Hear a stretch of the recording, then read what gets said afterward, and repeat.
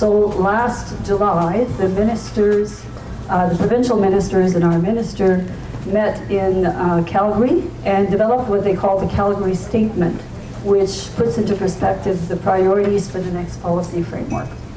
So it's about the government priorities for the next few years is to build a more inclusive and innovation Canada, to grow the middle class, to focus on the environment. So I'm sure you've all read about that and know about that. So we're looking at least a little bit on the timeline for the key deliverables. Last fall, we were very engaged in doing engagement. We did a lot of stakeholder engagement sessions. Most of you probably took part in some of those things. The Calgary Statement was completed in July of 2016, and the multilateral framework agreement is set to be finalized by the coming July. So what we're doing right now, or what we've done right now as a government department, when we need to renew our framework, in agriculture we have a framework because we have a joint jurisdiction with the provinces, and therefore all of our programs are affected by this collaboration with the provinces. And so we build a framework, but as we build the framework, we build up all of our programs, so everything gets renewed all about the same time. So needless to say, we're quite busy right now. We've now sent in our memorandum to Cabinet, where we're suggesting what we're going to do, and we're setting our priorities. And the federal budget coming up probably, hopefully in early March, will tell us where we're going and how much money we will be working with over the next 5 years. So the policy direction are very much informed by you and Canadian stakeholders. We've had several meetings. About 300 industry representatives have attended. We've had online questionnaires. We've had written recommendations, and we've talked to people who've come to visit us and whom we've gone to visit to talk about the needs of the Canadian agriculture sector and what we're going to do about it for the next policy framework. More specifically, we had a lot of consultations with the cluster recipients, and of which the Bioindustrial cluster is a part in the innovation program. And they've informed us a lot on how we're going to move along in the future. So the next few slides are going to be to highlight some of the Calgary Statement highlights and objectives and principles. So there's a focus on market and trade, science, research and innovation, risk management, environmental sustainability, and food processing are rather new in the spectrum, and public trust. So to talk about science, research and innovation, we want to strengthen the sector's capacity. We want to enhance knowledge, technology, and transfer activities. We want to provide flexibility for the industry. That's something we've heard a lot, especially from the clusters, that we don't probably provide enough flexibility in the funding framework to be able to change direction when needed. So those have all been heard. The Calgary Statement also talks about the environment and climate change. We all know that the biofuels, not the biofuels, but the bioeconomy is very much about the environment and about sustainability. So you're of big importance for the next policy framework. So we want to achieve progress on mitigation and adaptation of climate change. We're going to do a lot of work internally in agriculture on climate change and on the environment. The provinces are also going to do a lot of work on the implementation side. And we want to be able to measure and communicate what we do. The value-added processing, you'll see a little bit more of that in the next policy framework, that probably what we've seen in GF2 and Growing Forward 2. You'll see it either sprout up in the existing programs or some new programs possibly. So there's a lot more focus on the agri-food sector.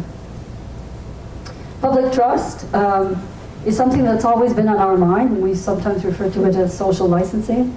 But this is becoming, as was talked about today, a very important factor that we can't deny. And you know, the social media today and all the documentaries that show up on agriculture and the sustainability of the environment and the fact that agriculture sometimes is some of the cause of the climate change. So it's top of mind. Ministers also highlighted the importance of demonstrating value to Canadians. So this is all about how we report back and how we measure results. We provide funding assistance and we collect information to provide back to Canadians on where the investments went. It's a big part of what we do. It's the major part of what we do. It's not about the money, it's about the results. And so we have to do better at providing those results back.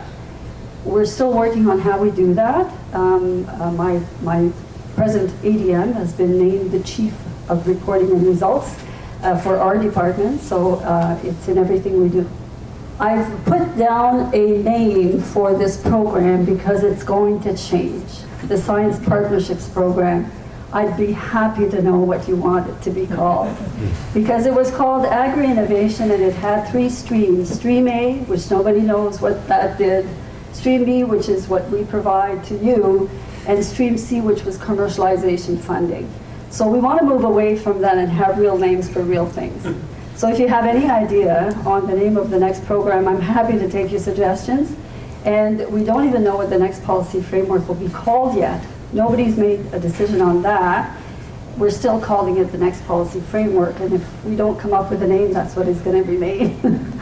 So any ideas on that? I see seeing a lot of creativity in this room today, so I open you. So why do clusters matter? In Agriculture Canada, the clusters are very much talked about. They're very much seen as a means of collaboration that we would have never had we not tried to do something where we started in 2008 with this program, and where we are now is tremendous as far as the collaboration that has happened. We certainly want that to continue. So in October last year, in October 2016, we invited all the clusters to come to Ottawa, and we had a session where we played with Legos, as you can see. That's what we do in government. We sit down and play with Legos. Actually, this was called the design thinking session, and basically we invited everybody to come and help us design the next program. So it's a little, it was seen as a little bit outside of the box. It may be a bit risky, but actually we got so much out of it because we had all these representatives, all the branches in Agriculture Canada were represented. We had 27 people from the 14 clusters we have now. We had 8 people from 5 different universities in Canada, and we even had someone from Treasury Board. So we spent 2.5 days hashing over all the things that we did and we did wrong and what we don't want to repeat. A lot of it was administrative, but some of it was also where we want to orient ourselves in the future. So most of it was to talk about how the processes work now, and some of you in the room may be associated with this cluster, but also have other projects with us, and you know how much burden we put on you. So this is a way to move forward.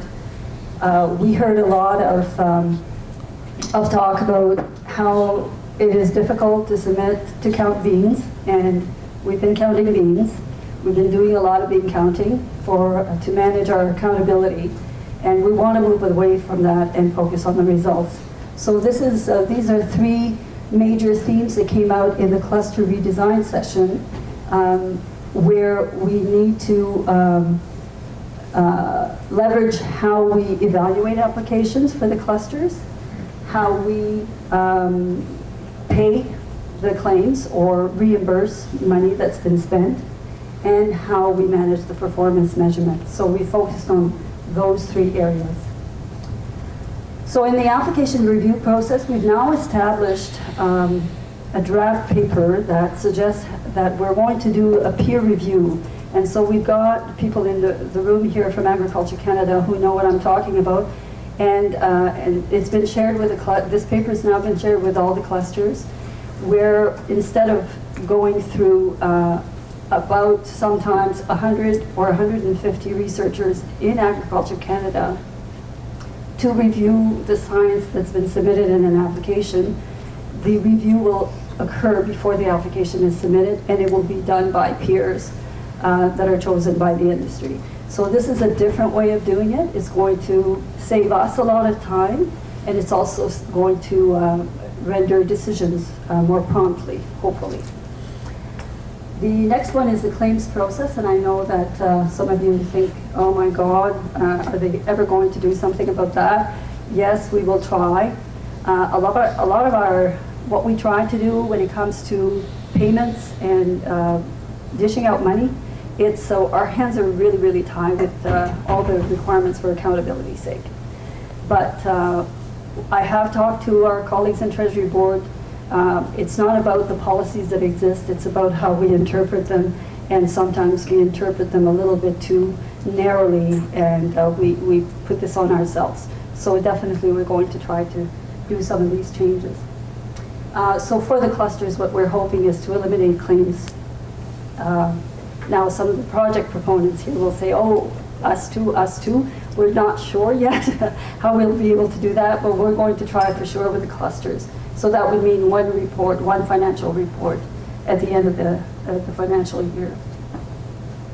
For the performance reporting, we're working with consultants to try to help us design what we heard during the cluster session in October, and to try to find better ways of reporting. What we heard a lot was what the government is asking us to report on is useless information to us. We can't share it with our boards. They're useless to Canadians, and that's true for the most part. We're measuring outputs and not outcomes. We need to be better at measuring outcomes and telling the right stories that we need to tell. A lot of the stories I heard today are absolutely those great success stories that we need to be telling better to the broader audience.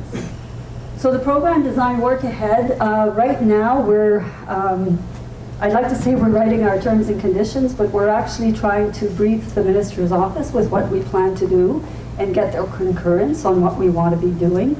I want to talk briefly because I know it's probably the elephant in the room and all on your mind. What are going to be the cost share ratios for the next policy framework? We still don't know. There's still a lot of internal discussion. What I can tell you is that because the environment is a focus, and because emerging sectors, emerging crops, transformative, and bio is part of our focus for the next policy framework, there's a good chance you're going to be spared. So you're probably not going to be required to come in and meet halfway the government funding. So hopefully we're going to work towards that. We haven't, we've had a lot of discussions internally. We still haven't settled. So we'll be giving you this information as soon as we can, and hopefully before it's time for you to submit an application, because you need to gather your partners in place. So the applicant guide is going to give all the parameters of the program. We're not expecting great changes, so I know that some of the clusters have already started, some of them have already received their letters of intent for the research and are reviewing that right now. And so, like a lot of the clusters, they're ahead of the game. And they're very worried about, criteria changing and things like that. We don't have a plan to change a lot of criteria. So what you did in the last round and you're doing again will probably work. If there's anything we can share with you in advance, we will. We've developed a collaborative website on SharePoint that we post new information for the clusters to access and be able to provide you information ahead of time. So the applicant guide, we're hoping we're going to be able to launch when we launch the program. In Agriculture Canada, the cluster and projects are the ones that we want to leave the gate first. So we want to launch the clusters before we launch any other program. So we have that continuity between GF2 and the next policy framework. So we're not losing track and we're not losing any great strides that have been done on the science. So everybody knows right up to the minister's office that we want to be out of the gate first. We've also told Treasury Board that, but we're going to be, we're tied there. So the target dates are that we will definitely have our terms and conditions ready for approval in March. We're hoping to send our submission in March to Treasury Board for a May approval. And if we can get the May approval, then we'll be launching it in the summer. If we don't get the May approval, we're probably going to be competing for June. And if we don't get June, we're in September. So I'm just telling you the reality of what we're living. We don't, it's based on meetings with Treasury Board ministers. So that's pretty much what I have.